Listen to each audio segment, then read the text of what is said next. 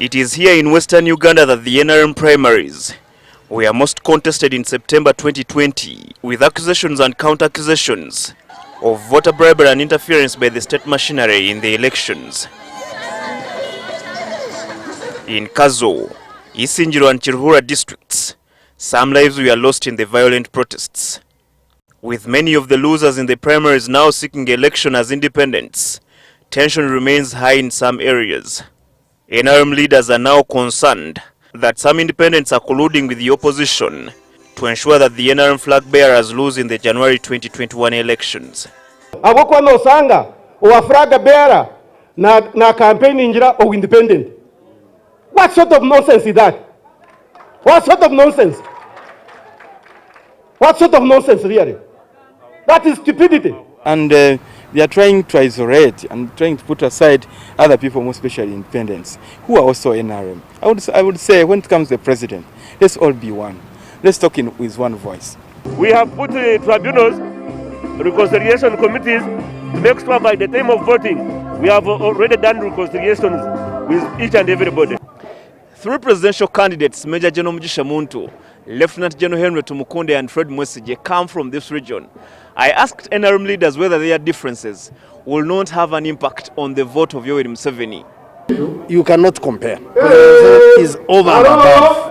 We actually don't remember them until someone talks about them. And in Western Uganda we have a culture. We always vote for the flag and we always vote for the NRM flag, most important of all. On the first day of his campaign in Ankole sub-region, in Mbarara City, President Yoweri Museveni, who is also the NRM presidential candidate and comes from Ankole, did not comment on these controversies.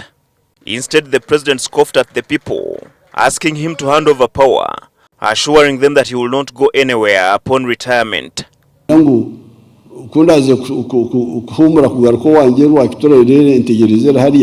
Batanu banyamira ugende bisho umunyamira mugiye ngumuzira hinaza